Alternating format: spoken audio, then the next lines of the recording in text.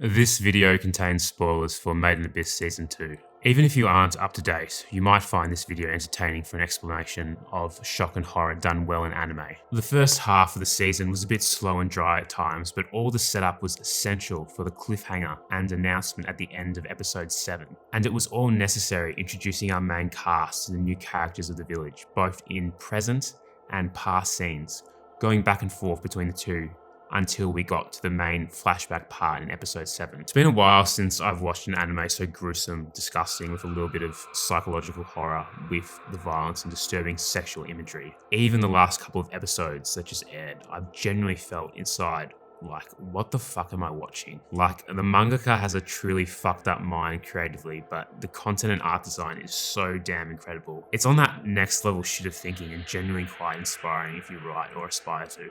And these psychological horror elements of fear, shock, and disgust that make the cliffhanger incredible. It's the emotion that characters like Vueko experience in the actions of Wazukan and Belif, and the state that Irumyui is in, and the consequences from the aftermath of those actions that make this great. Sympathy and compassion are main themes leading up to the flashback moment. Vueko establishes a parent-like connection with the young tribe girl Irumyui, who's deemed cursed by her family for being infertile that led to her exile. And it's these connections of new family and friends and belonging which make the reveal very shocking and hard to watch. And then if you connect this to the sick, twisted, disturbing water scene, you have a mix of emotions viewing the ending of this episode. On one hand, sadness, but on the other, absolute shock and disgust from what was revealed. And if you were eating food and drinking while watching this episode, I bet you'd throw it up. Quick recap, the Gunja, the village, find a water source finally to survive, but several of them and Irumyui get incredibly sick.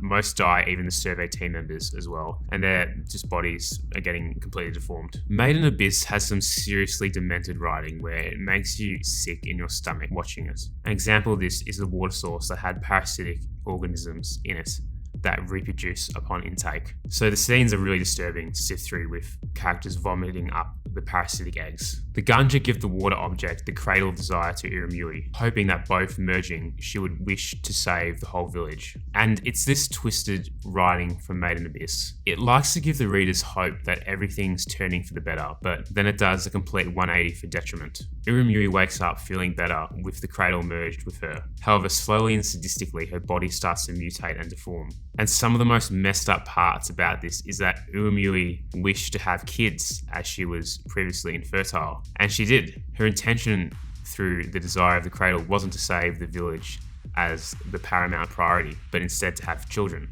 And the twisted part about this over and over again is the fact that her children die continuously as they all have no internal organs, and Irumyui has to watch this in torment over and over again. So she receives her wish endlessly for eternity, but juxtaposed by the horror, grief and torment of having her children die right away, right in front of her. And it's this twisted reveal being after Vueko got sick but recovered shortly after, Wazukan revealing that she ate the cure, which was Irumyui's dead children. And then the episode ends with her just screaming.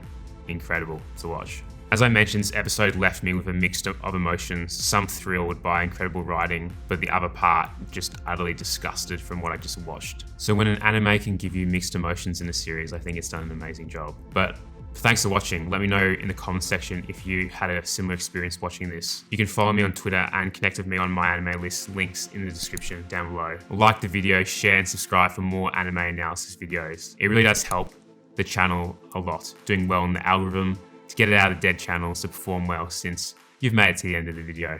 And if you like, especially hit the notification bell to get annoying pings from me instantly when I upload. Thanks guys, have an awesome day.